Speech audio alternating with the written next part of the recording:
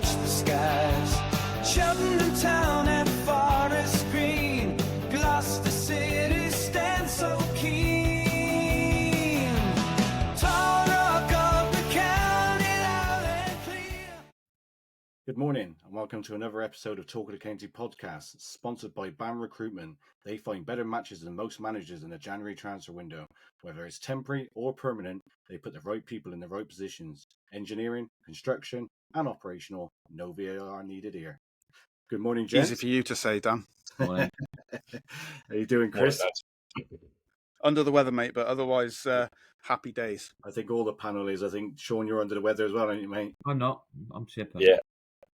And you got Dave who's always got a smile on his face. And I did forget to say at the beginning, I'm Dan Hopkins. I'm your host. We're going to jump straight into it, and we'll start with you, Chris. So Cheltenham won, Walsall 0 yesterday. What was your thoughts on the game? Yeah, great. It was a proper Steve Cottrell performance. To be honest with you, it's absolutely quality. Yeah, couldn't ask for much more. Yeah. So he's going into the game. Obviously, Walsall were top of the league. Cheltenham, obviously, were outside the relegation zone, but I don't think anybody really gave us a chance, did they, going into this one, including our own fans. I think we thought the new manager bounce was going to come to an end. Yeah, exactly that. It's very difficult going up against top of the league when you're in 22nd place in the league, regardless of if you've got a new manager or not. It was definitely one that a lot of our fans thought the train's going to come to an end now, but thankfully it didn't. So going into the game, Chris, Steve set up with pretty much the same system. It was an unchanged side again. But I think the one thing what's evident especially from yesterday's performance, is he did mention in his pre-match press conference on Thursday that we had a way of playing, and he thought Newport tried to nullify that for the first 10, 15 minutes down at Rodney Parade. And he said, so what they've done now is they're working on a plan B, which is obviously music to Cheltenham Town fans' ears.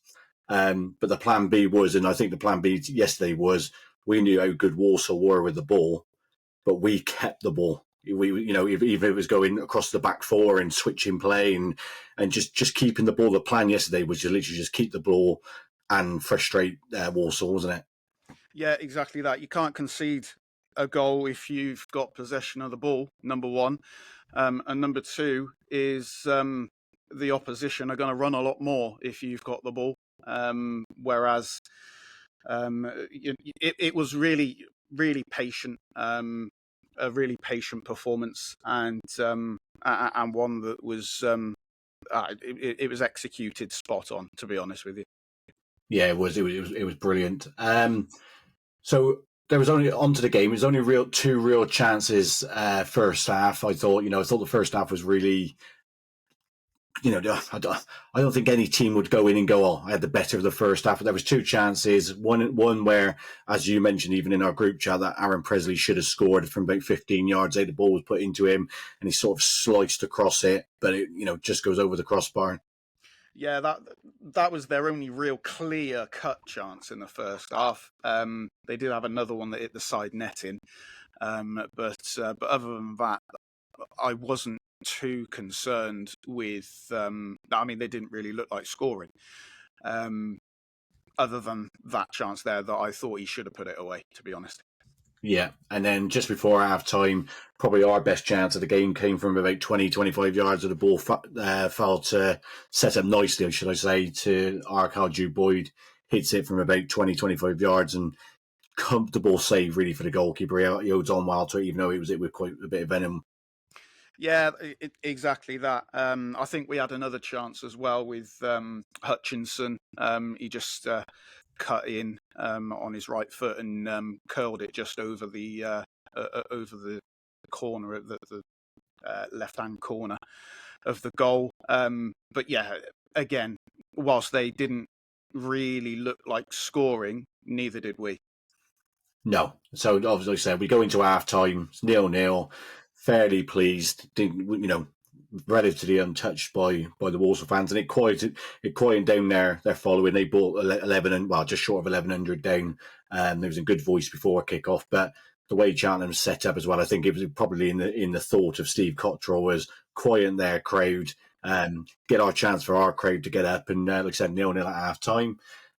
Second half, we come out, and quite surprisingly, I was watching Steve Cottrell, and he was bellowing at the players because we were sloppy for that first 15 minutes and could have easily been 2-0 down within the first 15 minutes of that second half. Would you say that's fair? Yeah, we started slowly in the second half, but give Walsall credit because they did come out and they did have a real go in those first 15 minutes. Yeah, we could have conceded, but typical under Steve Cottrell that we were resolute and kept that clean sheet. Yeah. Obviously, the one chance, there was a couple of chances, but the one when we had a free kick and Joe Day took the free kick, he took it short, but decided to go across his goal rather than go into, I think it was sharing. And Walsall picked it up, and he managed to get back in. To be fair to Walsall, to be fair, Walsall wasted the opportunity where they should have really literally gone right direct at Cheltenham, but sort of went out wide. If had he a bit like yesterday, Sean, with the Forest Green game where the keeper heads it out, had the Walsall player had a bit of composure, he could probably shot and put it into the bottom corner. But we was lucky on that one. And they had a couple of more chances, Chris, where Joe Day pulls off an absolute cracking save, doesn't he? He flies across the goal and tips it over the bar. Yes, there were two really good saves by Joe Day yesterday. The one down low to his right. That was a really good save. And then that one that you're talking about there, the curling effort towards what would have been the near post. Another really good save. I'd probably expect him to make that second one, to be honest. But that doesn't make it not a good save because it was a good save. Yeah, it was a really good save. And then obviously probably their best chance came from, I think it was a corner coming into the box. It kind of got headed away. They worked the ball back in the box and then rattled the bar. They absolutely rattled the bar. And then that's probably when I was thinking in the game, is there a goal coming? Because despite those chances they had, Chris, they didn't batter us, did they? No, we weren't. It sounds like it was all Walsall, but it really wasn't. Whilst we didn't really create anything of note, to be fair, they did have a few chances, but they weren't battering us. It wasn't backs against the walls, kind of thing. It was it was just a couple of little chances that came to them. That one that hit the bar, by the way, he has struck that hard, and it's cannoned away miles off the bar. But but just to reiterate, it wasn't backs against the wall. It was it wasn't comfortable either, but it wasn't all Walsall. No, it wasn't. And then I say the one with the bar, where they rattled the bar, was probably their best chance. I'd say their best chance was the ball what was whipped in, and Brown had that free header from 6 yards. Now think Isaac Hutchinson against Fleetwood. This was probably even more gilt edged because it was like a diving header, so it was harder to put it up over the bar, and it was to hit the back of the net, and he puts it over the bar, and that was obviously a massive let off, wasn't it? Yeah, it was. It's one of those. I think 8 out of 10 of them get scored, and we were lucky that the one of the two that isn't scored was that one. Yeah, and then obviously that was probably the last of their real chances. Like I said, we kept the ball really well. We was just being patient, waiting for those opportunities. And we had a couple of breakaways, I think, where Stevenson won. I think Isaac Hutchinson, Arkyle Jew Boyd put the ball through, like defence splitting passes, and there was times that maybe Archer wasn't on the same on the same path as them, because had he made the run, we'd have the game plan of keeping the ball in, waiting for that opportunity would have happened. And then obviously we get into the 90th minute, 92nd minute. Jake Bickerstaff, I may add, who I thought had an outstanding game, literally done the donkey work out there all game. Because the good thing is, the ball's not being pumped up to him, is it? We're working the ball into him rather than, hitting the ball long, go and chase it. We're like I said, when we was keeping the ball was going into him, but he was doing a lot of running, a lot of battling with Aidan Flint, and Aidan Flint's a big old centre half. And he done really well. And then the ball in the 92nd minute, which went out, it looked like it was going out for a throw-in. And the way he sort of if Soccer AM was still around, that would have been on Techers, because the way he flicks it over the defender's head, leaves him, runs into the box, puts it across the goal. Taylor has a shot, Chris. It gets cleared, and then Finnegan hammers the ball. And I mean, he absolutely belts the ball. It hits Aidan Flint in the chest, comes back and just loops over. I thought it was going in for a corner, and then it just seen it drop in the back of the net. What did you think of that goal? It's really great work by Jake Bickerstaff. I actually thought he had a quieter game this week, but he did do a lot of donkey work, as you mentioned there, and that is sometimes that work goes unnoticed. And I was really pleased to hear after the game Steve Cottrell mentioning that, because he does do a lot of donkey work, and he's got his reward there. It was excuse me, it was a bit like the flick that took it around the defender was a bit like the Arkell Jude Boyd one last season. I don't know if you remember that, where he flicked it back. I was against Fleetwood. Yeah. I thought it was lovely, and the defender tries to push him over as he's running past him, but he stayed on his feet. A lovely little touch past the other defender that came out to cover. Taylor's got a score, by the way, but is blocked on the line. And like you say, it was if you look back last season, Cheltenham scored some really comical own goals. And that was cheers for the smile there, Dave, by the way. That took me back to that, because that was a really comical own goal. It was hilarious. I like you, I thought it was going to just bounce on the roof of the net, to be honest with you, but it didn't. It somehow managed to loop and hit the inside of the post and go in. So happy days. I put in the group chat at half time, this has got 1-0 home win written all over it. And I was absolutely delighted to be proved right. Yeah. You mentioned Tom Taylor, the chance he had. The fitter he gets, he looks like he's going to be a player. That he's on loan from Ipswich. The games I've seen him in so far, he looked a bit like a rabbit in headlights. But he's at Gillingham. It was funny because he came on with the last 20 minutes, but it looked like he'd been on there for 90. He was blowing. Like, it was like the pace of the game was too much for him. But it seems like the fitter he's getting, he looks like he's going to be. He's 6'4". He can play like as a number 10, but also as a forward. But I thought yesterday when he came on, he held the ball up well. A couple of intricate 1-2 passes and moving off the ball. Have you got high hopes for him, Chris? It was a really big surprise that he came on for Hutchinson for me. I thought taking Hutchinson off could come back to haunt us, but no. He excuse me. He played really, really well. Like you say, a couple of good passes, a couple of good touches. He gave the ball away once or twice, but you get that with a youngster. He definitely looks like he could have a good future in the game. I've been impressed with him in every game that I've seen him play, to be honest with you. He's got the versatility as well, which can only go in his favour. He's played up top, he's played in midfield, he's played in the 10, he's played numerous positions for us already, albeit from the bench. But yeah, he's definitely he's got something about him, but he should have put that away. Yeah, 100%. And one player who did stand out for me, and this is like, we're talking about, and we're going to Cott's thoughts now, but we're talking about like Cheltenham still need a striker. So Bickerstaff's doing a great job out there, and Cotts mentions that. But we need that with the football we're playing, because we've gone from playing Route 1 football to actually getting the ball on the floor and playing.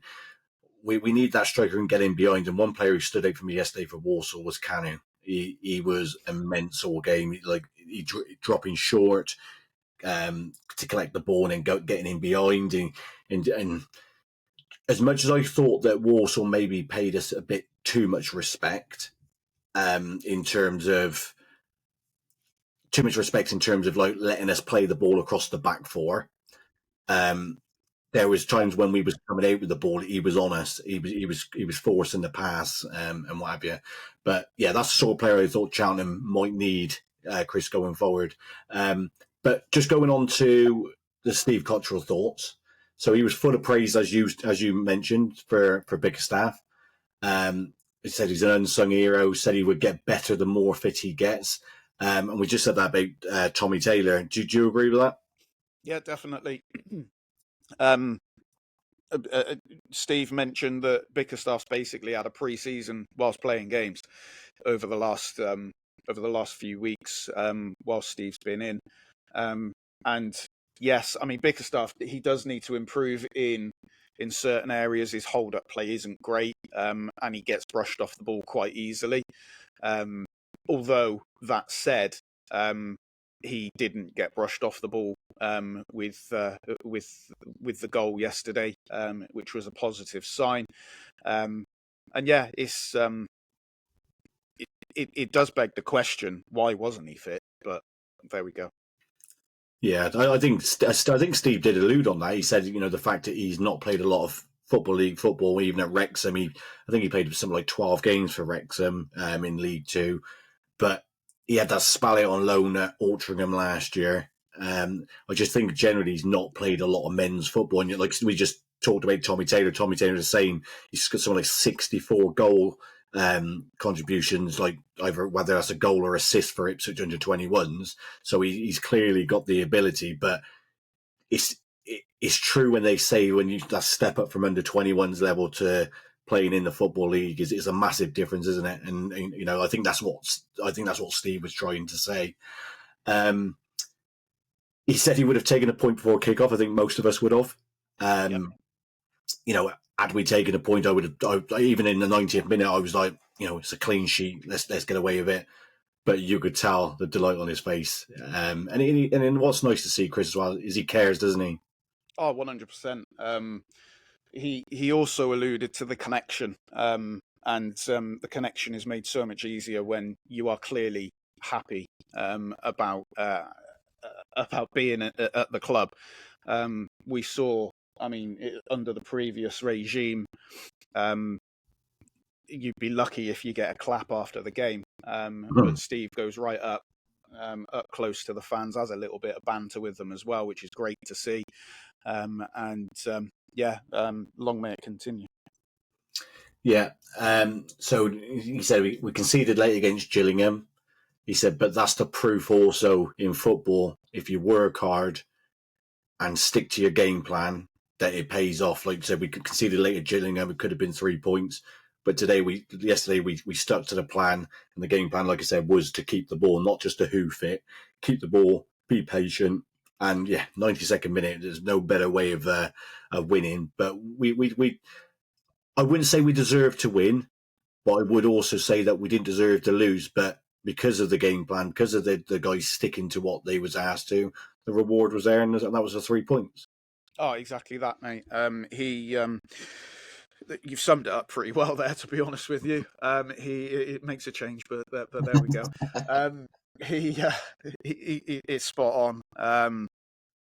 Hard work pays you back, and we worked hard at our game plan, which was make them work hard, and we got the rewards at the end.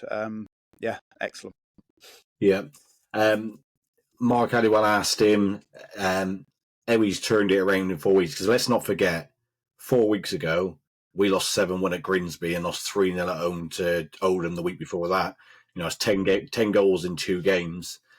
To turn it around now for 3 wins and a draw. And let's not forget, that draw was 15 seconds away from being another win.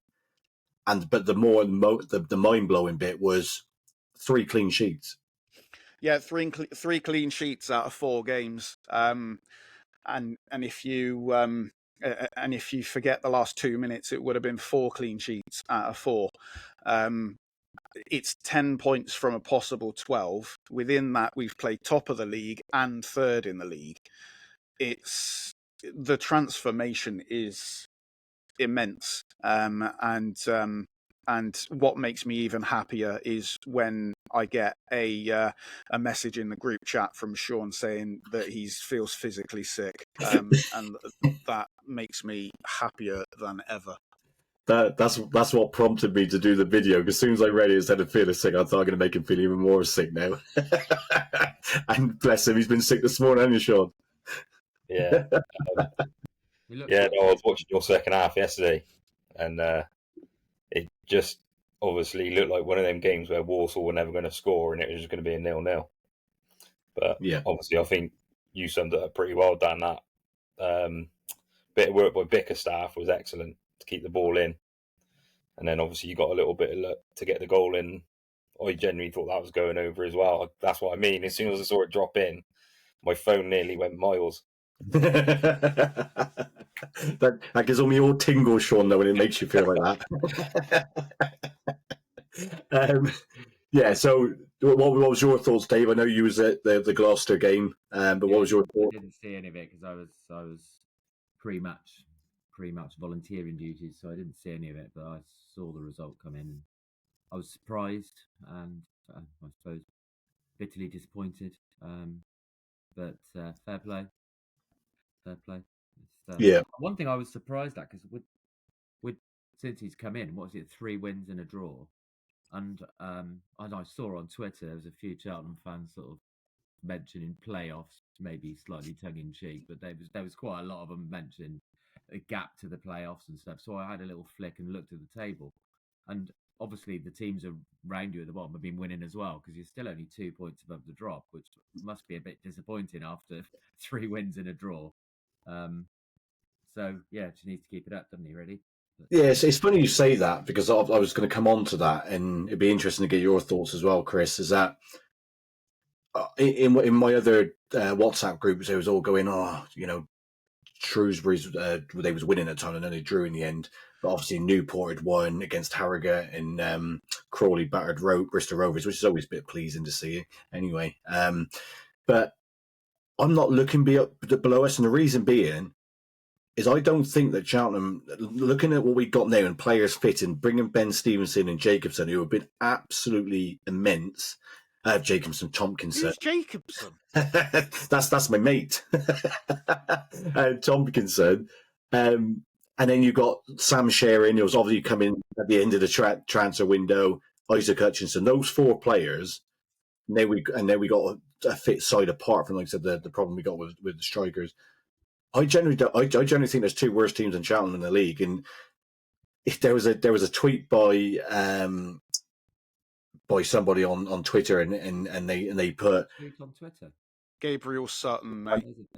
Gabe Sutton, that was it. I wasn't going to mention things, but Gabe Sutton did put on X, he said, there's Cheltenham fans who have looked at the table and seen how many points they're off the playoffs, and there's Cheltenham fans who are lying and saying that they haven't thought about it. But the thing is, we've got 32 games to go, and it's only 9 points. I personally, do I think we'll get the playoffs? No. But then it depends how this form continues. And the form table must look pretty impressive. You must be banging. We're top 7. I think the only reason we're not the best is because of that 7-1 Iden at Grimsby. Otherwise, we'd go different. You can look at 4 games, though, can't you? 4 game form table. You must be top, I just think. Easily in the top 2 or 3. But so I'll get on to my last question. Cots did turn around, Chris, and say that it's unlikely they're going to bring in a free agent as a forward. He said they've looked, and thinks there's too much of a risk. So there is strikers out there. There's too much of a risk to go now and then it not pay off, and then you end up having an injured forward and adding to the injuries we've already got. But do you think? I looked at Mike Garlick as I was walking at the Grange yesterday, and he had a beaming smile on his face.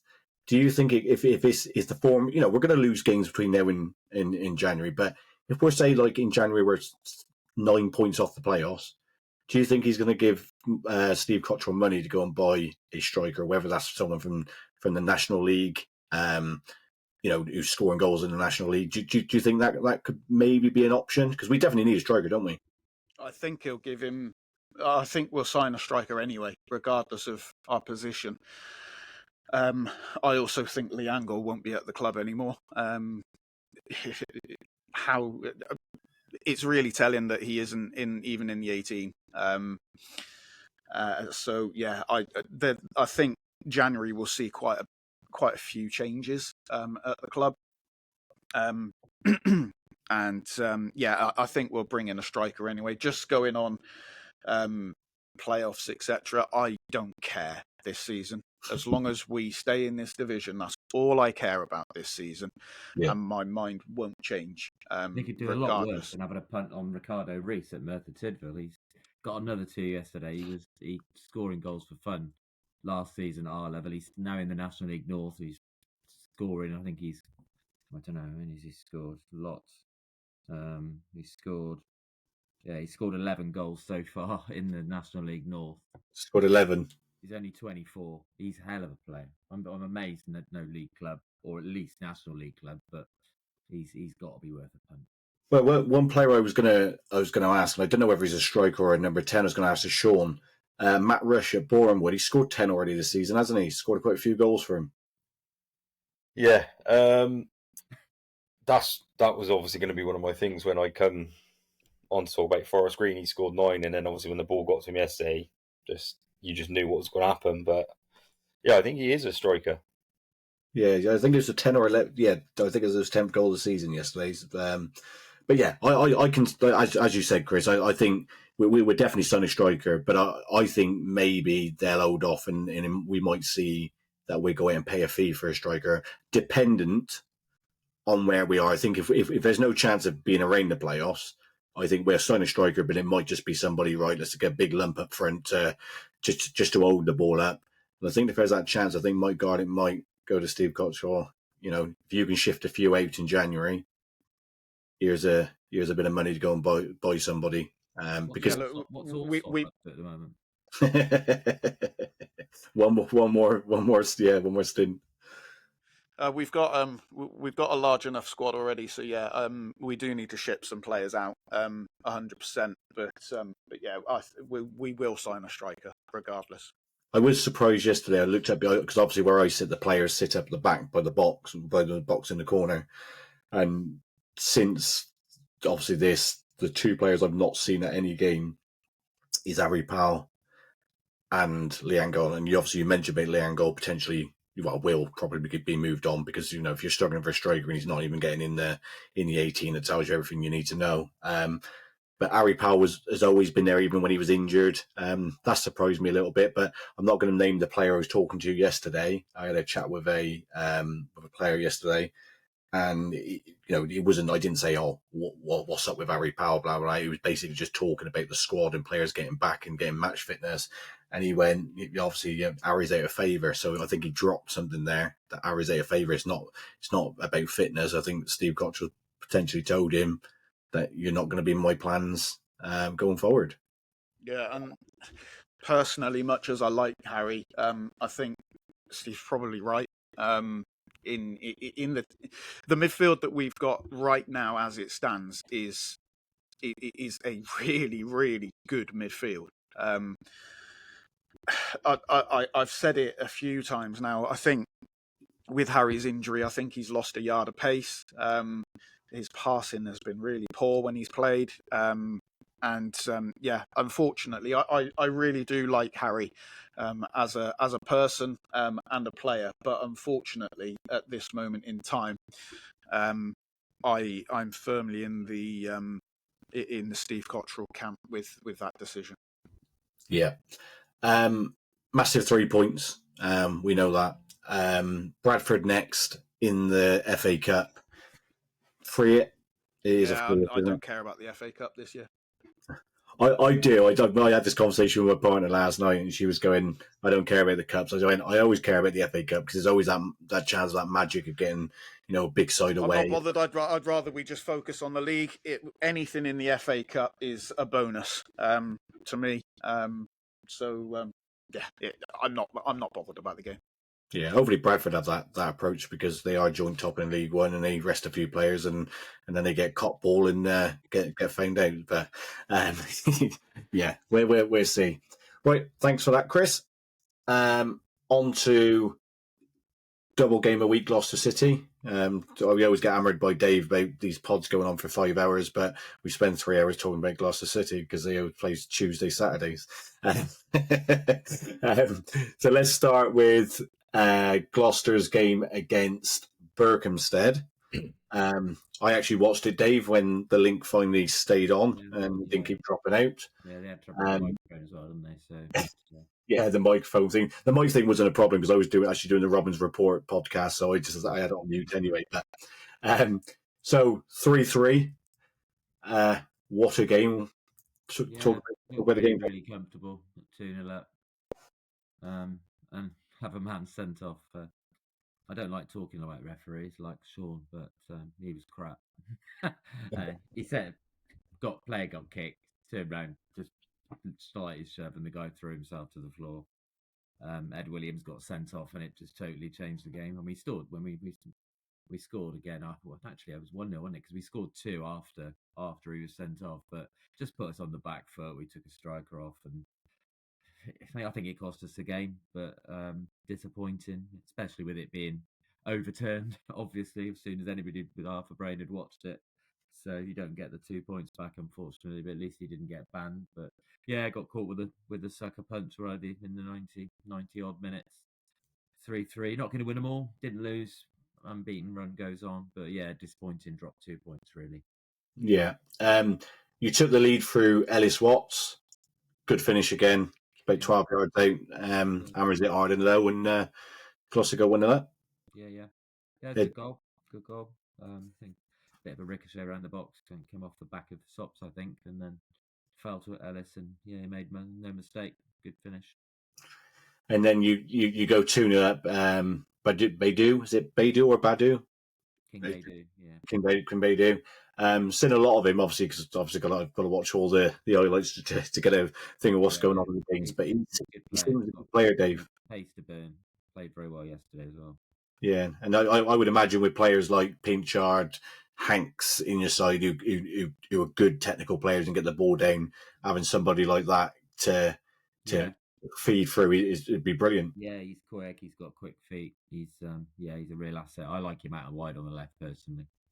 Different places, but that's my preference.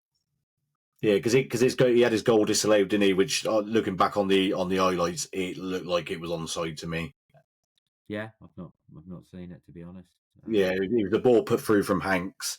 Yeah. He runs through, like you said, pace the burn, gets in the box, beautifully finished, and then the flag goes up. But obviously, where your camera is I still call it Meadow Park. At Meadow Park, at Meadow Park, it was actually a good angle, and it looked like their left back was keeping him on side. But it was a shame for him. But that added to many poor decisions on the night for you, Dave. Indeed. Watts had a long range chance. What I've seen from him, he really looks like he's enjoying his football. Yeah, he does. He's a confidence player, I think, Ellis. And when he's on, as I said before, on previous podcasts, when he's on song, he's as good as you'll see at the level, and maybe at the level above. He's almost unplayable at our level when he's clicks and he's running at people. He's very difficult to stop. Excellent player. Yeah. And then obviously, it didn't. Obviously, Ed Williams gets sent off. You go 2-0 up. Ed Williams gets sent off, and again, watching it back, it was handbags, and it should never have been a red card, should it? No, it shouldn't.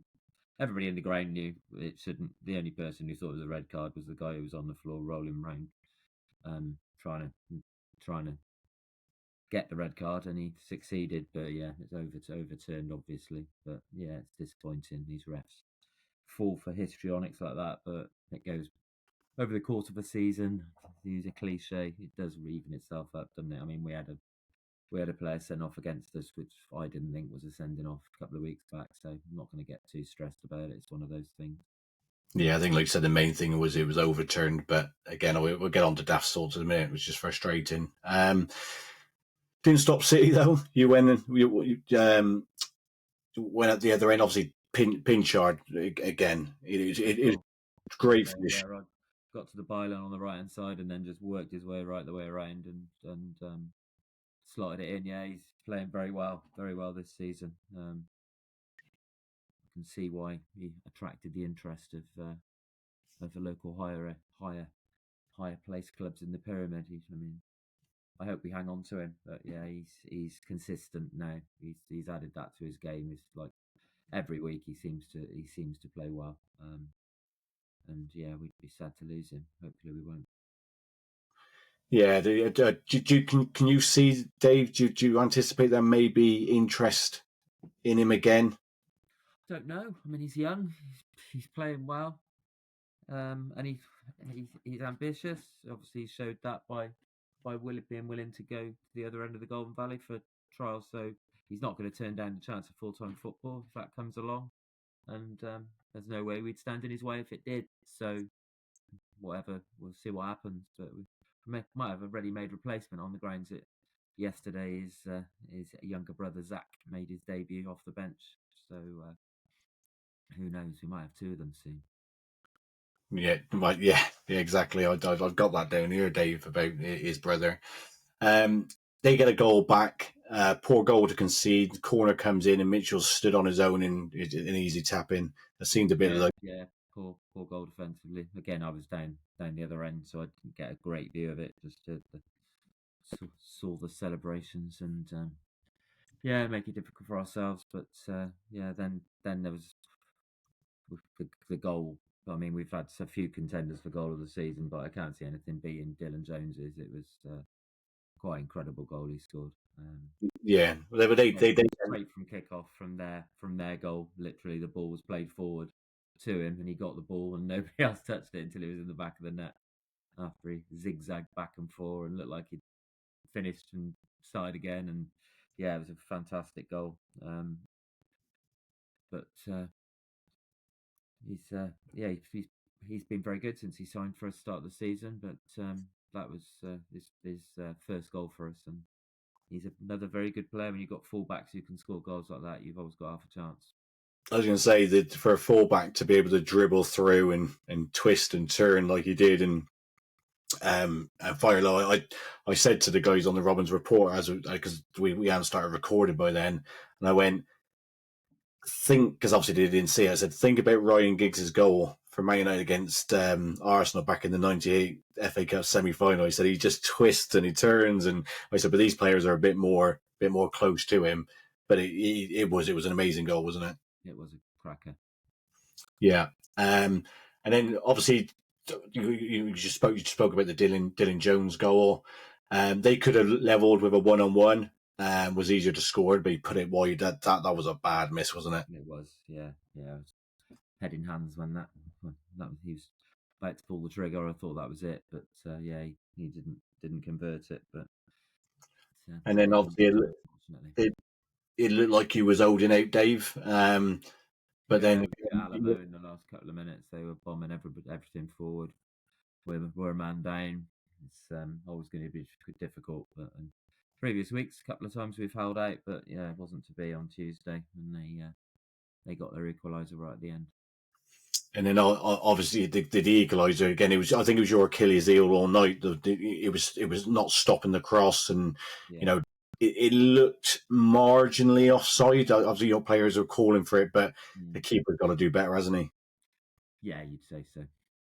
Can you let him off though, Dave? Considering it, Yeah, he's been superb lately. It's like anything, isn't it? It's like people criticise a keeper. Oh, he's not good at this. He's not too good at that. But if they were the full package and they could do everything, they wouldn't be playing in the Southern League Prem, would they? So they're going to have their faults. But I've got no complaints with him this season. He made a couple of clangers in pre-season, and I was a bit concerned that he was going to be.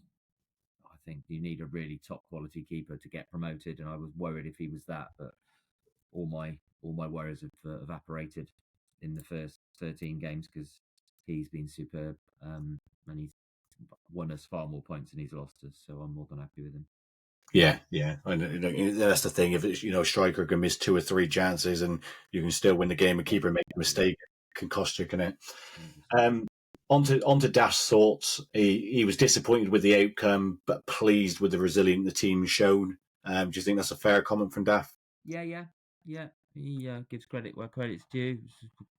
Up against it, 10 men, but they showed a lot of battle and spirit and almost came through and got the 3 points, but wasn't to be. But yeah, there's no lack of aptitude or effort. It just wasn't our night on the night. Yeah. But he's quite rightly proud of them for their efforts. Yeah, and then he talks about the referees, and he says, at that level, and we don't like talking about referees, do we? At this level, he says you can, even though he said it wasn't a red card, and he goes, and many people went into the dressing room after, and I think he even said that some from the Berkhamsted staff was like, that's never a red card.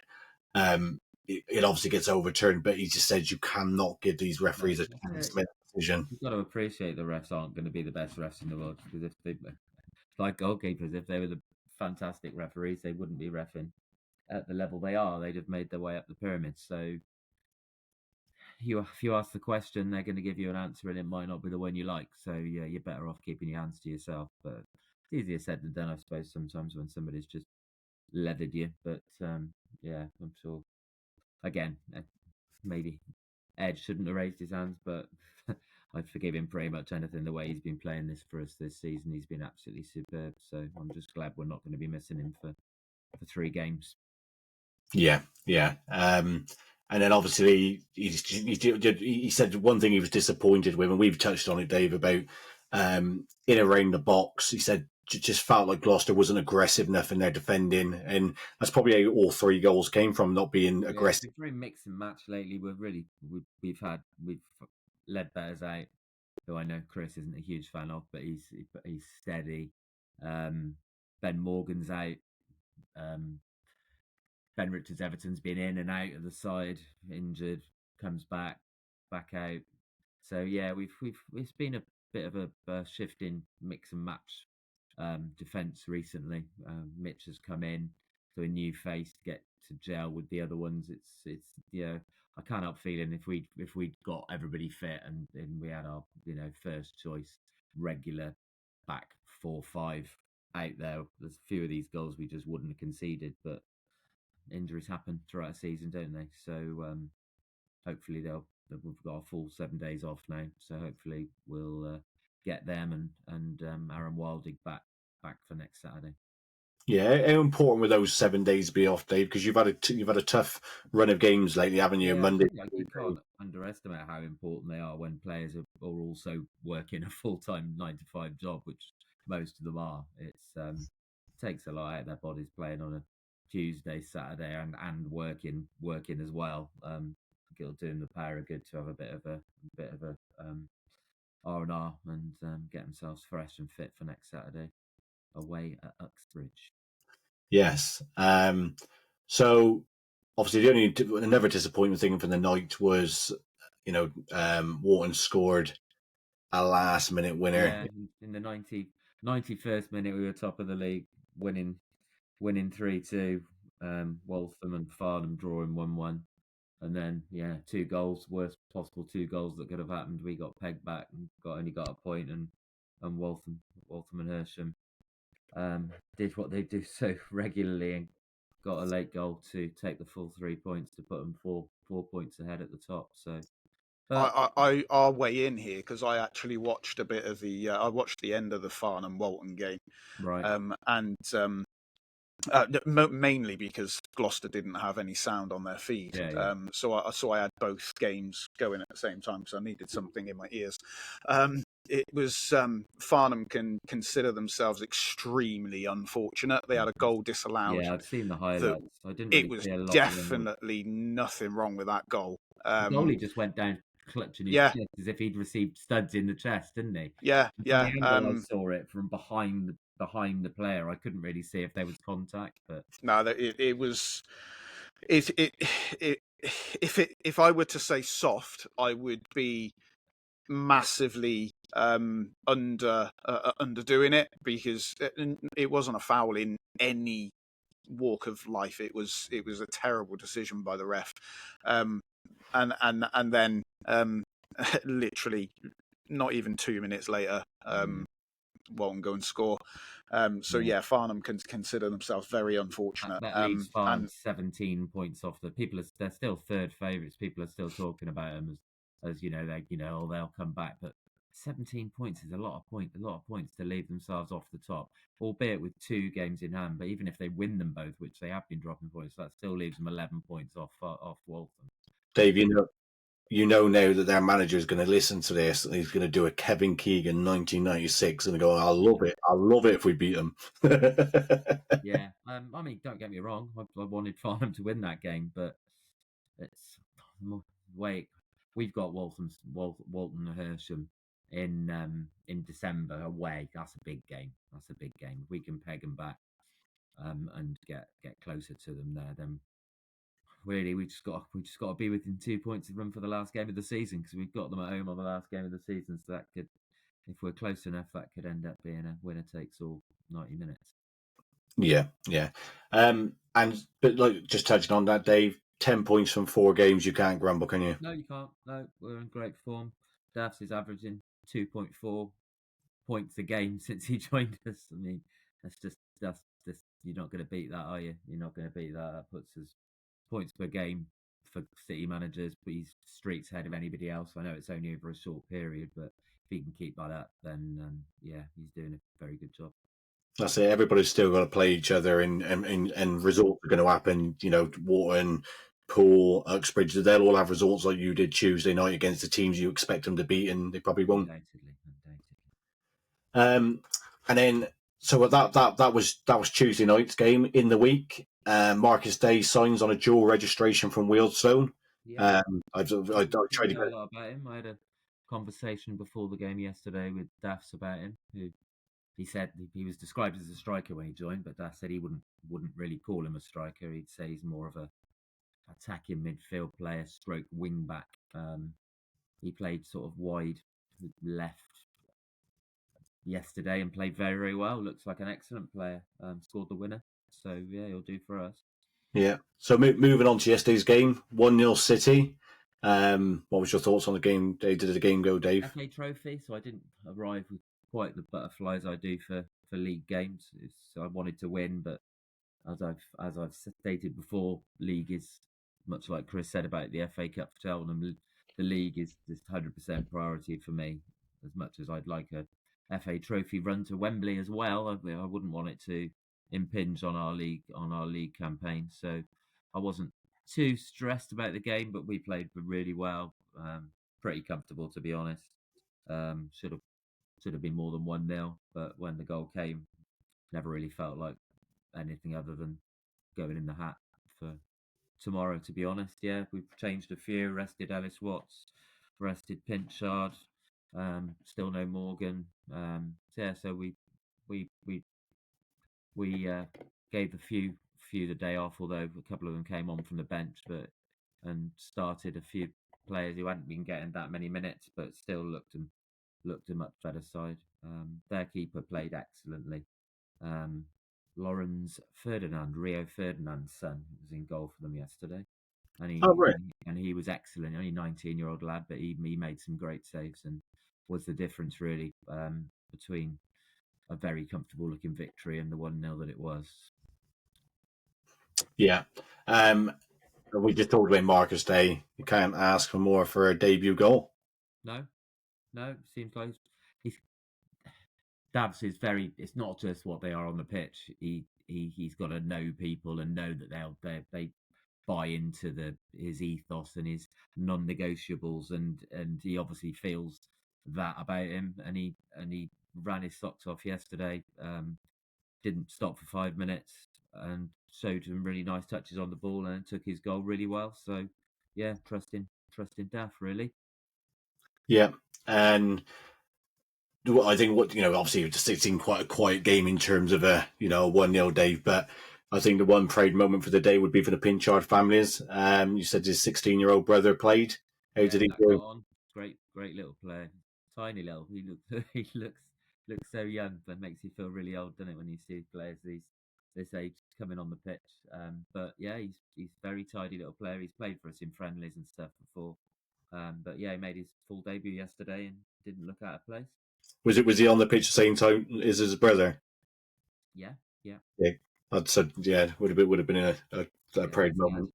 His dad, who I know, is very very proud man. Yeah, I could imagine. And you always say, Dave, concentrate on the league. But you're in the draw now, and the National League clubs come in. They don't, do they? It's second round, I think, isn't it? Erroneously said that last week. I don't believe they do. I think the next round is the National League and North and South. But yeah, I'm not going to not got the chance of getting Forest Green Rovers unless we get through to the next. Right, that's my bad. I believe. I did search up. I'm sure it said a second round, unless I read it wrong and it's come at the third round. But I could be wrong. I was looking. I believe it's the National League national come in, not next, but the one after. But I stand to be corrected. I'll confirm that. Again, I did go more off what you guys told me last time, and I thought I read the second round. But Sean, I bet you'll be hoping that they get a relatively easy tie, and you got that chance of playing them in the third round. Yeah, it'd be good. I thought yesterday that was when we'd have a chance, because I'm sure someone else said about, or was it? I don't know if it was one of you boys said about Forest Green Gloucester. Yeah, didn't you boys play each other in a few years ago? Yeah. Wadden Road, yeah. Yeah. The two hatred on the Allo turf, Chris? We'll giving Mr. Parkin stick all game, and then he, as they always do when you're giving somebody stick and calling them a fat and old, he then puffed his chest out and smiled at us as he scored the winner. So Daft's thoughts on yesterday. He said performance he was pleased with. He said it's evident you have a good team squad because of the changes. Obviously, he started with Watson Pinchard on the bench, giving him a well-earned rest, even though he did bring him on. Can you see yourself having a bit of a run in this, Dave? Because you do seem to have a decent squad. Yeah, I see no reason why not. You need the rub of the green, don't you? Such small margins. Depends on the draw. I'd be confident if we're at home. I'd be very confident of us giving anybody a game that's in the hat. Yeah, why not? Yeah, you could do with the money.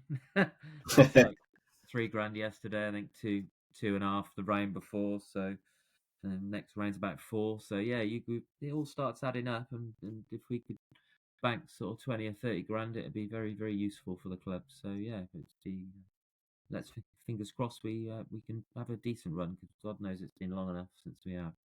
Absolutely. Chris, how big do you think it would be for the county if these two drew each other in terms of the exposure and what have you? Chris will be there. Won't be at Wadden Road this time. Thank God.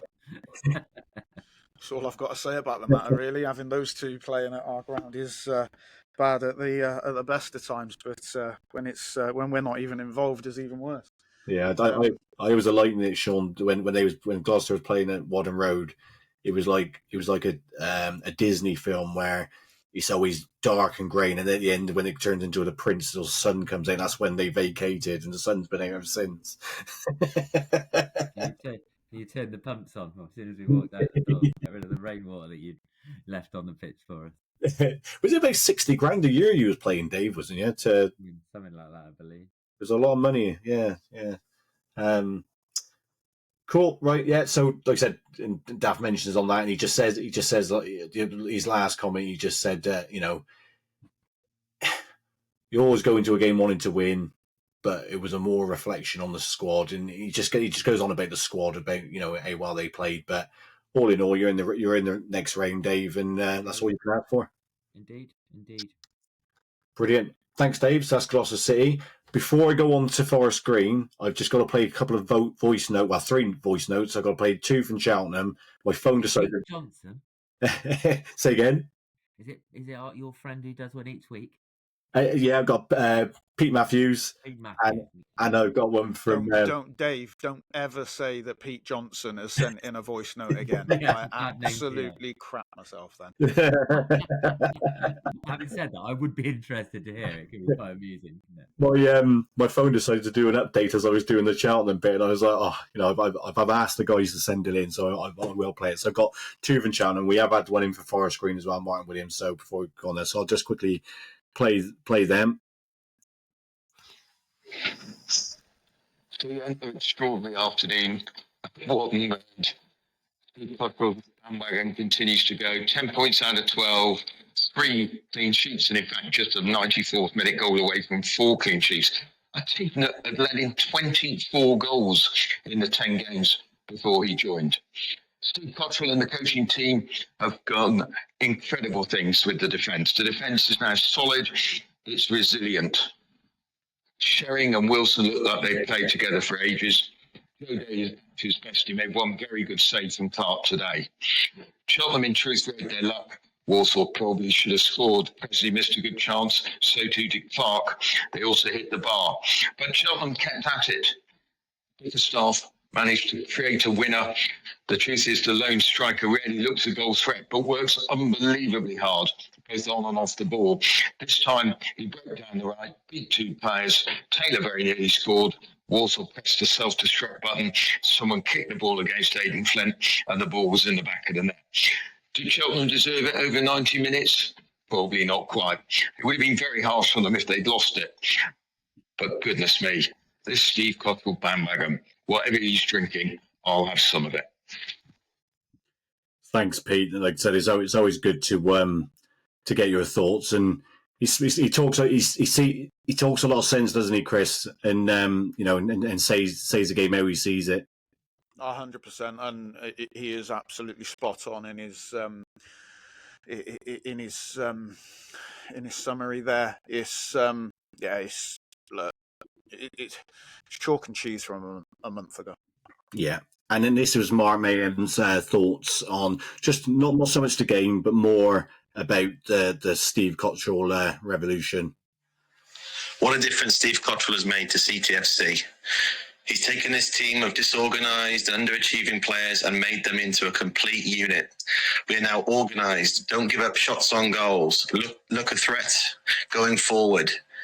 4 games, only 1 goal conceded, and it could well be 12 points out of 12. This team is now a quality striker away from being a top half side, believe it or not, after a disastrous start. Onwards and upwards from here. Brilliant. Thanks, Mark. And I will apologise to both that we've not had a chance to discuss your thoughts. I said technology, my phone decides to update as we're talking about the Cheltenham bit. But on the Forest Green, Sean, your thoughts? Back to winning ways? No, you really are. Yeah, no, really good game. Probably one of the best first halves we've probably seen this season. Shame it wasn't more than 1 goal at that point. Obviously, come a little bit slow second half. Didn't quite really get into the game.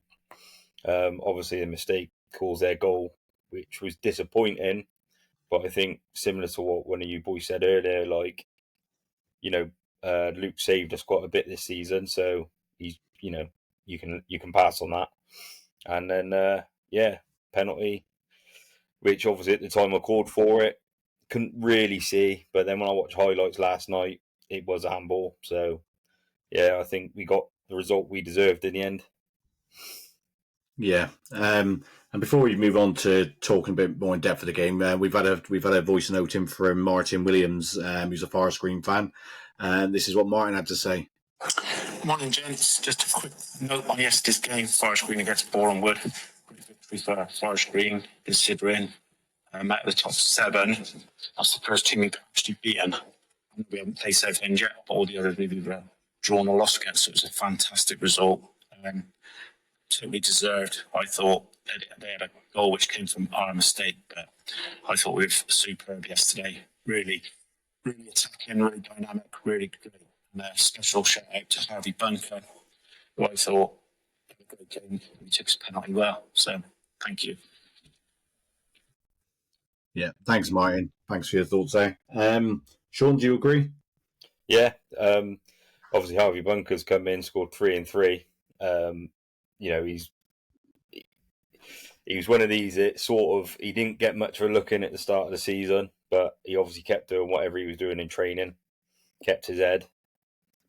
He's been given an opportunity and he's just taken it. It was quite nice as well that he scored yesterday. My boy walked out of him as mascot, so it was nice that he got on the score sheet as well. That must have been a proud moment, Sean, seeing your boy walking out. Yeah, no, but to be fair, obviously my oldest boy, I've asked him before and he's never really, I don't know if he's just embarrassed or what. My youngest boy, he was quite nervous yesterday. My missus said he looked like he was going to be sick when he was walking out because everyone's eyes are on you and that. But no, it was good to see and he loved it and he's doing it again in the new year, I think. So yeah, it's quite nice. So obviously you take the lead through, is it Jill Bidayu? Gilly Bidayu? I ain't even going to try his last name. I've mentioned it about 10 times since I've written it down. I can't even say my own name right.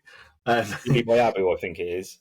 Yeah, something like that. We call it Gilly. Took the shot, but to be fair, it was poor goalkeeping, wasn't it? Well, you obviously you would have had a good angle from where you sit. Yeah, I thought at the time the keeper should have done better. It was one of them where it didn't really have any power. I don't know if the keeper's sort of seen it late, and it's just obviously dribbled in. But on the basis of the game, you need them sometimes. We do need them. Obviously, we've played well, and struggled to score goals. So it's nice to get one go in for you like that.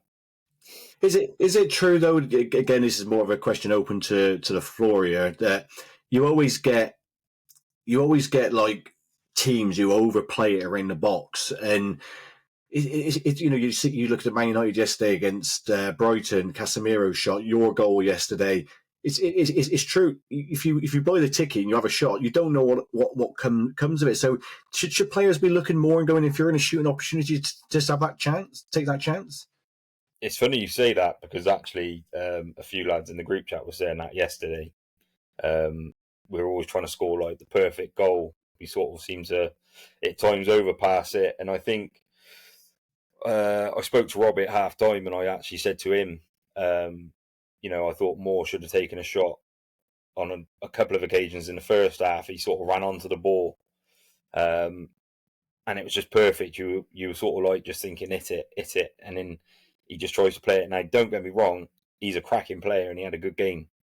But sometimes I feel like he just needs to hit it a bit more. Whereas I think if that's Bunker, that's where Bunker's got his goals. Like, not got his goals, but he can get a lot of goals like that. Bunker ain't afraid to shoot. Yeah, I think I can remember a quote. I think it was from Andy Cole years ago, and he said, "What makes a good striker?" And he said, "A selfish one." I'm not talking about your 3-on-1 and you try and bend it around that defender. You'd pass it, but a selfish striker is someone, if they get half a chance, they're trying to take that shot. And if you don't shoot, also ups with Andy Cole that you get about 18 chances in a game and you only put one of them away. But there you go. that is true. But it's a point though, Chris, isn't it? You've got to strike. It'd be nice to see these strikers stop over. Teams stop overplaying and just have a shot, because you buy the ticket, you win. Yeah, exactly that. If you don't buy a ticket, you don't win, dear. So yeah, exactly. Yeah, well, Robbie was shouting shoot yesterday, and then turned around to the crowd and was saying, need to shout out shoot. So he does. You can see him on the sideline. You can see exactly the same. To him, were they? Hey, nobody was mean to him, were they? Behave yourself, Dave. Sorry. So yeah, obviously even with Gloucester, Dave, you look at few of the goals you've scored over the last couple of games. They've all been players getting in the box and creating that yard of space and just having a go. Something I thought we really were poor at for a long time. That just seemed to just never have a strike. But your opposition seemed to have a pop far more often than us. And how often does it find its way in? But yeah, nowadays I think we've got past that, and with players like Hanks and Pinchard and Spence, they're always ready to have a shot. And I think I think that's Robbie's problem at the moment. Everyone keeps having a pop. Oh, poor Bob. Leave poor Robbie alone. I could tell that's what's on Sean's face now. So Sean, on to the second half. What I've seen of the second half, it seemed like quite a cagey affair, and then obviously Bourne would get the goal through Matt Rush. It was a great finish, but Luke Nicholson needs to do better, doesn't he? Yeah, obviously it was just typical, wasn't it? It was almost similar to like Carlisle last week. We make a mistake, they pop it to their danger man, and they don't make a mistake. It was a brilliant finish, but you can't keep making these mistakes. At some point, you got to try and stop them. But again, McNicholas has saved us quite a bit. He's been brilliant this season. So he's due to have an error at some point. So you just hope that he moves on and probably learns from that. Yeah, exactly. We said today, like with the Gloucester game, that with a striker, if a striker misses 2 or 3 chances, you can still win that game 1-0. But when a goalkeeper makes a mistake, it tends to lead to a goal, doesn't it? That's what I mean. They always get ridiculed a bit more, don't they? Because it leads to a goal. Yeah. And then 10 minutes later, you retake the lead from the spot. I saw the penalty, but my stream decided to freeze before the penalty was given. Was it at handball, Sean? Obviously, I couldn't really see from where I was sat. I obviously called for it like any fan would. I watched highlights last night, and I think it was, it looks like he slid in, and as he's obviously gone down, his arm's dropped behind his body, and the ball's gone under him, and it's just hit his arm. So it's one of them where you think it's harsh, but I think it's obviously in the rules of the game, innit? So yeah, I think it was a penalty. It was a good finish by Bunker. He sent the goalkeeper the wrong way. For a player that, say again, straight down the middle, wasn't it? Straight down the middle, yeah, and it was in the other corner. But it was a good finish, and like as you mentioned, for a player who was kind of frozen out, a 3-3 for him. He's staking that claim, isn't he? Yeah, well, quite a few people were puzzled that Bunker was taking it. I got to be honest, I was to start with, but then, like I said to a few lads yesterday, you look at all our penalty takers and none of them was on the pitch. Like Macca's obviously injured. He'd taken, can't think who else who would normally, like Doige, had just come on. So for me, they're a bit cold. They haven't even got into the game. Do you really want them standing up taking a penalty as good as Doige has been? I don't know. Bunker's flying with confidence at the moment, so I don't think it was a bad shake. He did say in training, we're going to his thoughts now, but he did say in training, he said they have a little competition like the old ones against the young ones, and he said they had a penalty shootout, and he said he did take a very good penalty in that. Yeah, they seem to do that game quite old v young quite like every week. I think it was Knowlesy. I think Knowlesy can normally step up, but I think he'd just been taken off. So, I mean, there wasn't loads of people on the pitch that could take it. So, Bunker done a good job. Good penalty. Yeah. His thoughts were a magnificent first half, and he said against a team that in the week were a couple of minutes from being top of the league. Well, yeah, I think because they played York, didn't they, in the week? So I think they were 2-1 up. So they were ahead in York. They were ahead in top. I mean, Boreham Wood, they've obviously been really strong this season. I don't think they were that great yesterday, but then I think it was probably more us. I think we were exceptional first half, like I said, and it was nice to get that win after a few weeks without a win. It was nice to get that win, and like they've said, it was the first win against the top 7 team. So yeah, that's always a good thing. He praised Luke Gerrard for the job he's done, and thinks Boreham Wood will be up there. Do you agree? I'll just give you. I thought that Boreham Wood looked a solid team, but I would fully, just what I've seen at the moment, and obviously you'll know more than me, Sean. I would expect them to be probably the one who would drop out of that top 7 picture. Yeah, I mean, obviously Luke Garrard's done an excellent job there, and he's done it. He's been there a while now for his second stint. They've surprised me where they are. I keep sort of saying to myself, I can't see him sticking it out there, but you just never know, do you? I mean, you've seen it in leagues all the time. Everyone said the same when Leicester won the Premier League in 2015, and they wouldn't stick out at the top, and they just kept grinding results out. So you just never know. But no, I mean, they're a cracking side, and Matt Rush, he's scoring goals for them, like we touched on earlier. I think it was before yesterday, he hit 9 goals. So, and someone said, "Oh, he's the danger man," and then typically he's the one that the chance dropped to, and he finished it brilliantly. So you never know. Yeah, he did mention as well about the errors seem to be killing us at the moment. Obviously, you got away with it yesterday because obviously you got the penalty, but we mentioned about McNicholas error, but obviously you mentioned in the Carlisle game that the 4 goals came from individual errors, and it is something you need to cut out, isn't it? Because obviously, you're back now within 2 points of Rochdale, albeit they've got 2 games in hand. But to keep tails with that top of the league, you've got to cut those mistakes. Definitely. Obviously, I think Robbie touched on that in his interview after the game as well. He said, you can expect errors and things like that, but you got to learn from them. And if you keep making them, you're going to find yourself not in the team. And we have got our players coming back now. So Carnu made it back yesterday after his broken jaw. He's been out for a while. Good to see him back on the pitch yesterday.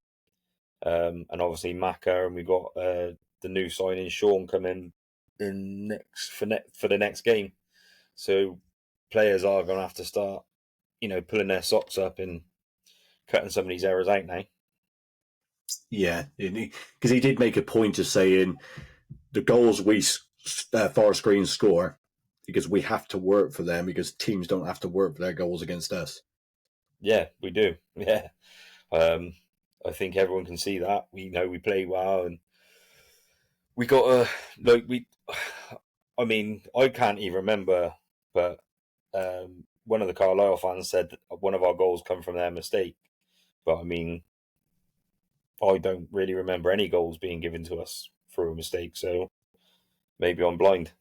But on the positive note, he said you've got players coming back. Obviously, McAllister, one of them. He'll be a welcome addition, and with Mendy. And he said they might be available for Luton next week. Which I know Luton got their first win yesterday, but they're not on a great form. So to go there with your best side, it gives you that gives a chance, doesn't it? Well, yeah, that's what makes that win yesterday a little bit better. We didn't have Mendy, Maka, Mitchell, Sean Etaluku's coming in, who Robbie said, he's likely to be a starter as well. So, Has he had his medical yet, Sean? I'm not sure. I think it is Because this Robbie week. said last week that he hadn't even had his medical yet. No, it was scheduled for Sunday, but it got delayed. So I think that's this week, but I'm not sure when. But he did say in his interview that he would be in for Luton, so I'm going to imagine it's going to be at some point early this week. Yeah. Then he goes on to talk about, obviously, last week Carlisle. I think even Forest Green fans would be fed up of hearing about it. Not from Robbie, but it's been constant since last week, hasn't it? But he goes on to say he's expecting some kind of an apology when the FA do their investigation. It would be good for everybody's sake for this to be put to bed quickly, wouldn't it? Because obviously you're in the title race, and these sort of things can, if it goes on, the negativity can kind of derail you, can it? Yeah, I mean, actually, I saw Carlisle's assistant manager, Frankie McAvoy. He done an interview in the week, and fair play to him. He seems like a decent guy. You know, he spoke about it, and he did say, you know, it's nice to have banter through the games and things like that. Obviously, abuse isn't okay. And he was saying even between the benches, he said it's nice to have banter through the game between the benches. He said, but then at the end of the day, he said how tough a manager's job is, and after the game, it's nice that you can all, you know, have a bit of banter through the game and then be friends afterwards. So, you know, he seemed like a decent guy. You know, he spoke on it, and we just have to wait and see what happens, I guess. Obviously, like we said, it's with the FA, so.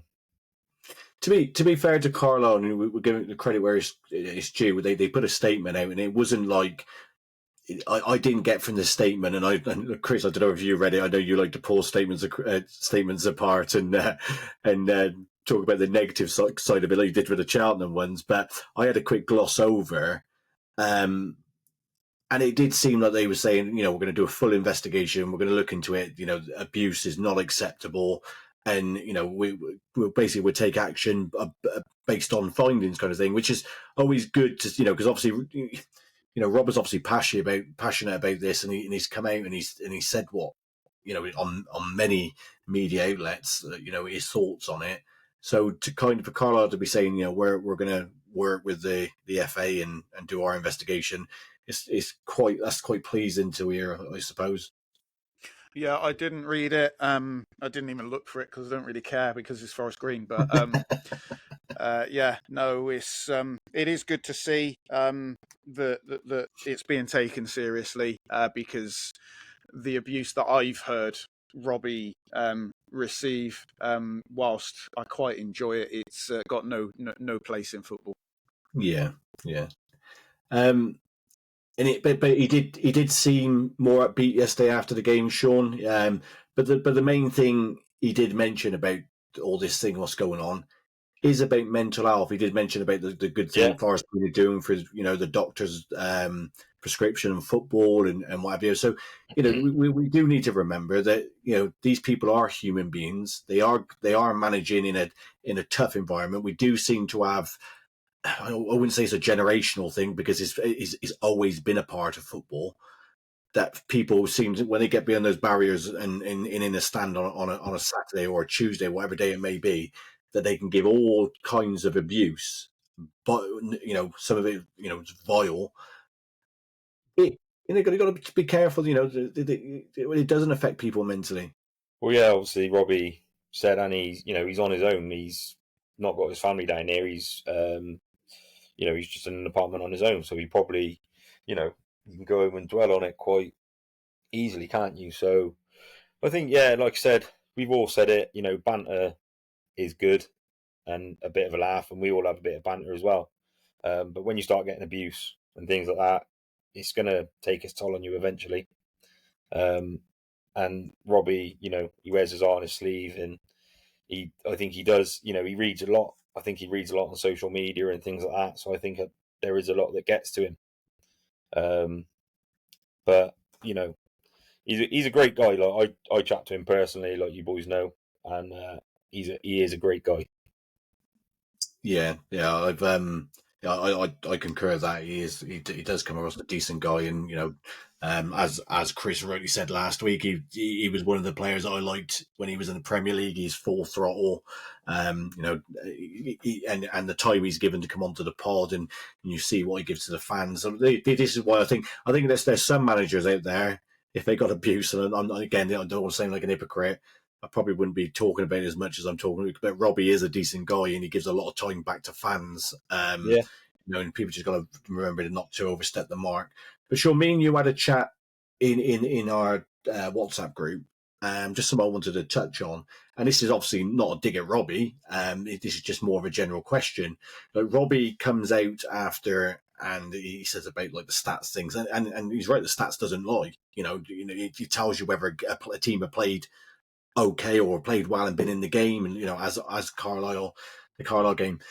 But obviously he comes out and it seems like he wants people to tell him he's played well. And now, as Forest Green fans and even as Robbie, do you think that maybe like you want people to go, oh yeah, Forest Green played poor, and then just go under that radar, and then you be that team who gets to that top, and everybody's like, oh, Forest Green have been playing well. We've never really been taught. But rather than coming in and saying we're playing well, and it gets people focusing more. Does that make sense? Yeah, I mean, I think similarly, he said to us on our pod a couple of months back or whenever it was, he was quite insecure as a player and things like that. And I think sometimes he likes that sort of reassurance from other people, especially experienced managers. Someone like, Lou Garrett's been around a while, and, I think Mark Bowen, gives him, a lot of support as well. And I think he just, I don't want to say he's insecure, but I think he just likes to know that he's doing it right and people are seeing it. But in the same respect, I agree with you. I'd like to stay under the radar. I don't want people going, oh yeah, Forest Green, want them, winning the league. It's nice that they're looking at, say, Carlisle or York, should be, or even that Rochdale. Because obviously he's been around football long enough, and he knows that it doesn't matter what you think, and it proved last week. We all agreed on the pod that Forest Green played well against Carlisle, but it doesn't matter what you try and say. People will always have, again, fickle football fans will always have their own opinion, and Carlisle fans will see that they battered you 4-2. They won't see that Forest Green had numerous chances and they gave away 4 poor goals in terms of giving the ball away. So you're never really going to get that person go, oh, you played well. Like, you look at Walsall yesterday, their fans, you'd read some of the comments on X, you'd think that we beat Man United yesterday, but football fans only see what they want to see. For me, it doesn't really matter if you play particularly well or not. At the end of the day, the only thing that matters is the score at the end of the game. You can absolutely pepper a team, but if you don't score, you're not taking home 3 points, are you? Yeah, I think the thing for us though is, like, obviously we've touched on it quite a few times. Obviously, the football that we had last season, Cottrell steadied the ship, but the football wasn't that great. Whereas Rob has sort of been brought in. It was Dale's highlighted it. He wanted to bring in some exciting football. Fast-paced attacking football. Just on that, Sean, Cottrell's football right now is great. Well, agree. Yeah, I mean, everybody's different, and they all want different things. I mean, we had like Rob Edwards, who was quite attacking, and the football was great. Obviously, I back up this season. Football's been brilliant. We are very attacking. Everybody's different. I mean, you always want to watch a team that plays good attacking football, but sometimes it depends on what your situation is. And for you lot, your situation was different to ours, wasn't it? You needed somebody to come in, make yourself hard to beat, just grind out results, and that's what you're getting. For us, we were sort of steadied, and we were back up, back at sort of fighting for the top of the table. I wouldn't say that we're grinding out results because of Newport, we fully deserved the win. Yeah, I mean, like yesterday, or even against Gillingham, you're keeping it tight, aren't you? You're not. Yeah. You're not going to Grimsby and getting hammered. Or who did you say you played before Grimsby? Oldham 3-0 at home. Yeah, and then that one. Do you know what I mean? You're staying in games now, and like yesterday, you stay in that game, and teams grow into them, don't they? And game plan. Okay, we've got a game plan now, haven't we, Chris? And that's the big difference between what we didn't before. Like I said, I was talking to a player yesterday. I'm not going to mention his name, and he referred to, obviously, under Mike Flynn, we played long ball. Now, for your football player to be saying we played long ball tells you exactly what the tactics were. Now, I've seen every game bar the Fleetwood game of Cott's reign so far, and every game we've had a game plan, and that game plan's been tweaked in every game to the strengths of the opposition. Like yesterday, if we'd have given Walsall the ball, they would probably have battered us, but we kept the ball. And that's obviously, that's I disagree in terms of, I think we've got more of a game plan, and the football is more attractive as well on the eye. But anyway, big 3 points yesterday then, Sean. It was important that you stopped the run of results where a win in the league. And obviously results went your way yesterday in terms of Carlisle not winning, Rochdale not winning, York drew as well. As I know Scunthorpe won in the end. But all in all, a good day. Yeah, it was a good weekend. So, we got a bit of a break now from the league. Obviously, we've got the FA Cup. And then we got quite a sort of a tidy run of fixtures now to try and gain build a bit of momentum. Yeah. And you go to Luton on Friday. It's obviously a free hit for you boys. It's National League against League One. You're away from home. They got their first win yesterday with Jack Wiltshire. Well, yes, turned out to be quite a game now. Like you said earlier, they weren't in the best of forms. I guess you could say neither were we. We both won yesterday, so little confidence booster for both teams. So hopefully it can be a good game next week. Well, Mark Halliwell on the Robins report said this is the hardest game you'll ever have to watch, because obviously he's a Watford boy, so obviously his other team's Watford. Doesn't like Forest Green, so he's like, who do I want to win? So it was one of those games. But anyway, thanks, Sean. Before we go on to predictions next week, we'll go to Rain the Grain with Chris. Yeah, thanks, Dan. Around the Ground, sponsored by M&N Discos. For any event, party, wedding or function, contact M&N Discos on the link in the description for your music and karaoke needs. We start with Cheltenham Town women, who last Sunday advanced to the second round of the FA Women's National League Cup with a 2-1 victory over Southampton Academy, with goals from Louise Guimera and Libby Bell, also aided by 2 world-class saves by goalkeeper Charlotte Haynes. Cheltenham are in Women's FA Cup first round action later today, taking on Millwall away from home. In the Southwest Regional Women's Football League Premier Division, last Sunday, Forest Green Rovers women ran out 3-1 winners over Bishop's Lydiard ladies, with goals from Isabella Williams, Lola Paul and Leilani Ryder, putting Forest Green at top of the league. Gloucester City also won last weekend with a 3-2 away win over Pucklechurch Sports ladies, with goals from Sachi Kaniko Grun, Jess Fraser and Maggie Neal. Like Cheltenham, both Forest Green and Gloucester are in Women's FA Cup action later today. Both teams are away from home, with Forest Green facing Dartford women and Gloucester up against AFC Portchester ladies.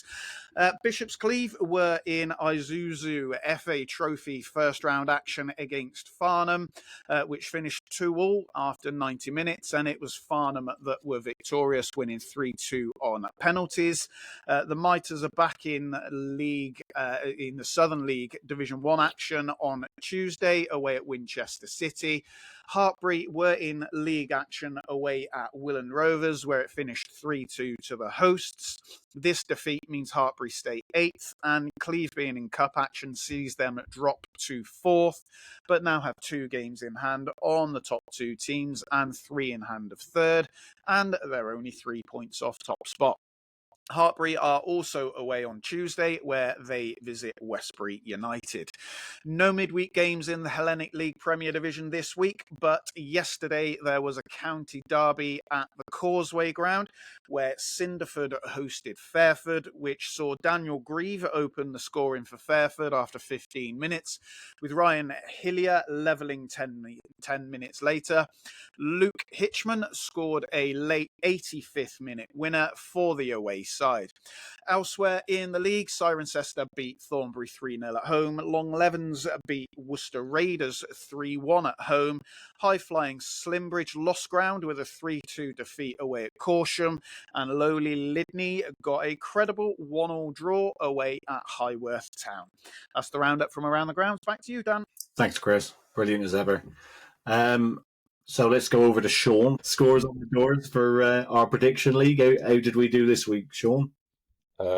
So Forest Green, Boreham Wood.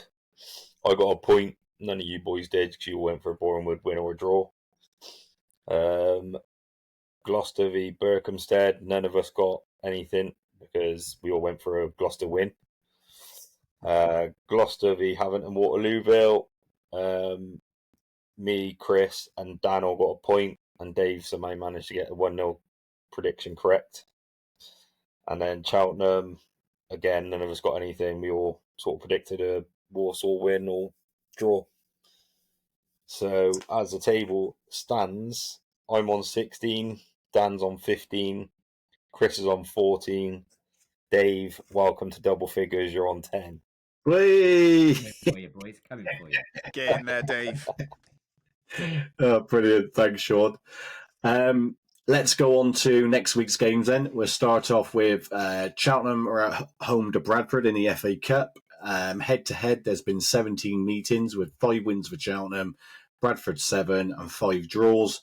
The last time the two teams met was last season, and it was a 3-0 defeat at Valley Parade for Cheltenham and a 1-1 draw at Wadham Road. Bradford currently sit third in League One, joint top with Cardiff and Stevenage, and they had a 1-1 draw with Stevenage yesterday. Predictions, start off with you, Chris. Don't care about the FA Cup 2-0 defeat. Dave? I'll go 2-1 defeat. Sean?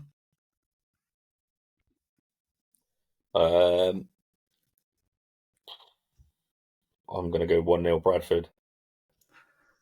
1-0 Bradford, okay.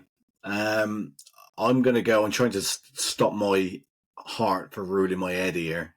I would like to say it'd be like a 2-1 win Cheltenham, but I think it'd be a 2-1 win to Bradford.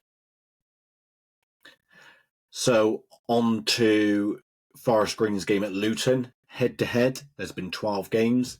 Luton have won 7, Forest Green have won 1, and there's been 3 draws. Last time out was in 2017 at the New Lawn. It was a 2-0 loss for Forest Green, and in the 2018 at Kenilworth Road, it was a 3-1 defeat. Obviously, Luton won their first game yesterday under Jack Wiltshire 1-0. How do you see the game going, Sean? I think it'd be a tough game, obviously. We haven't, like I said, it's a free hit really. There's no pressure on us, so we can just go there and just go at them really. So I don't know really. I'm going to go a 2-1 FGR. For this. Oh, you've gone with your heart rather than your head there, son. Dave?